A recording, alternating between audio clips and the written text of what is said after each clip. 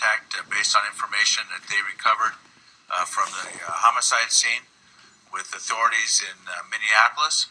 Follow-up investigations were done to Sarkar's residence in St. Paul, Minneapolis, where additional information was located, which led local authorities to a nearby town where a female was located in a residence with a gunshot wound causing her death.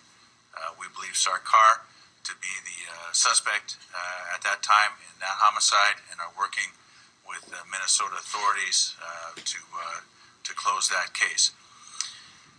We believe that Sarkar came to the LA area very recently, within the last couple of days. He traveled from Minnesota in a 2003 gray Nissan Sentra. License plate number is displayed right here, 720 King Tom William, KTW. And we are still looking for that vehicle. We believe that vehicle will be unoccupied. We do not believe there are outstanding suspects, but we also believe that that vehicle may contain evidence which will help us to establish motive and put some pieces together in this case. The case is ongoing. One of the pieces of evidence that I discussed today was that in the search of Sarkar's residence in Minneapolis, a list was located that had Professor Klug's name on it, another UCLA professor's name on it, and the name of the female victim that was later located in the nearby town. Was to the residents in the nearby town. And with that, I will answer questions. One at a time. I'll answer them. I will not confirm the names of either the young lady that was killed in Minneapolis or the name of the professor who survived, who is named on the kill list. That is not my investigation in Minneapolis. I don't know if they've made proper notification of family, and so I will not confirm or further elaborate on the identity of that victim. One at a time. Within the last couple of days, we believe. So she gets shot and then he flies out here. That's what we believe. So he lived in Minneapolis and she lived in the suburbs. Is there any reason to believe that he committed any other crimes while he traveled across the country? We're looking into that. There is no immediate evidence that would suggest that, but of course that is one of the reasons we want to find the car to see where that will lead us. Robbery Homicide Division is working with the states between here and there to see if there is a trail, but there is nothing that leads us to believe that at this point. Kate, you have a question? So he lived in Minneapolis and she lived in a suburb of Minneapolis? The homicide victim in Minnesota.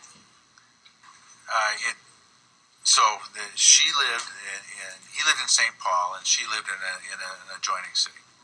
Chief, is there any indication that the professor who was killed, did he contact anybody, authorities, LAPD, UCLA police, colleagues, anybody on campus to say, this guy is a loose cannon and I'm fearful? Dave, we don't know that at this point. I will say that in the social media that I have reviewed, and I haven't heard anything different from the detectives, it contained no death threats. There were some harsh language, but certainly nothing that would be considered homicidal. I know that this individual had Sarkar, our suspect, had issues with his professors that were known to them, but I don't think that is a cause for somebody to believe that they're going to be a homicide target.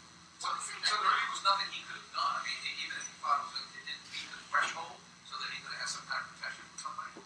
Well, the stuff that we have seen would not meet that kind of threshold. But that doesn't mean there isn't something that we won't discover later. But it didn't appear that he would know anything like that. What was the note that actually UCLA Shooter? Pardon me? What was the note that UCLA Shooter? It was the address that we followed up to in St. Paul. It requested that whoever found the note check on the cat that resided there, and then it also had some verbiage relative to the surviving professor. Chief, did you say when the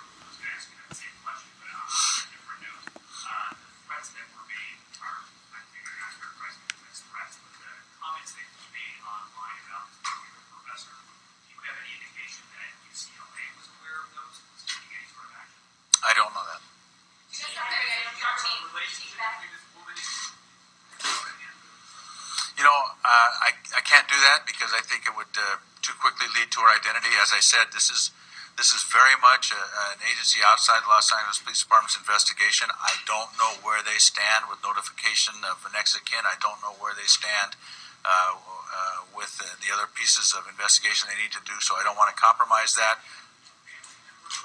I won't characterize it. Chief, was the other professor named in the note? I don't even get the name. Was that professor on campus, and was there any indication that he intended to kill who he killed, and then go after that second professor? Well, detectives believe, and I support their belief that he went there to kill two faculty from UCLA. He was only able to locate one. The second faculty member was off campus, according to the information that we have, at the time that he arrived. So, I didn't mention this, but I'll mention it now. He was heavily armed. Sarkar was heavily armed. He had two semi-automatic pistols, one that he used for the homicide, and the other that was in his backpack. He had multiple magazines of ammunition and multiple loose rounds of ammunition. He was certainly prepared to engage multiple victims with the ordnance that he had at his disposal. Contacted or alerted the second professor who was on that so-called kill list, and if so, what is their reaction to any indication what the motive would have been? We certainly have talked to that professor on multiple occasions now. Made sure to make sure he was safe, B, to make sure he was notified. I won't. I will characterize his response as the fact that he knew this Sarkar had issues with them. I don't think that he knew it would rise to the level of homicide, but he knew that he had issues with him, and I would assume by his reaction that he may have even known that there was issues over this property right thing. Chief, is there a note that's been characterized as a suicide note and this kill list note? Are they the same note, or are these two different? Two different notes, two different locations. The note that was left at the homicide scene doesn't refer to suicide. It is a note, but an instructional note to the finder to go check on this cat, which we did, and then it also has some verbiage related to the other potential victim, this professor that survived. And then in the follow-up investigations to St. Paul, the investigators, FBI agents that work in concert with the Robbery Homicide Division, discovered this other list, the list that had 3 names on it and was characterized as a kill list. Did you list out anything else? Is there a connection with professors in UCLA and Minnesota? Have you connected any dots in those early events? Not that I know of. Chief, is there Was any there indication anything else that on the either professor? list other than the names what you're calling the kill list? Like, did it say anything else? No, just the name. Any indication that either professor expect him to go to the campus? I mean, he basically had no business at UCLA. No, correct? He was done. He graduated in 13. He'd been living in Minnesota for a number of years. I don't think either of them expected to see him. Chief, are you able to piece together how long he was on campus before the shooting happened? And were there any reports prior to the shooting of a man with a gun or a backpack or anything that could have led police to him? We don't know how long he'd been on campus. I would assume it was a brief amount of time, but that's just an assumption. We may find more evidence to that when we recover the vehicle, in that we will find out when it was parked, or possibly find out when it was parked.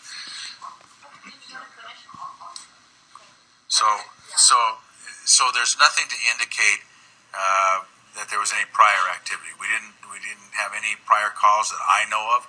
Although remember, UCLA has their own campus police, so there may be something I don't know about. But certainly, I didn't get any information when I arrived at the scene about prior calls.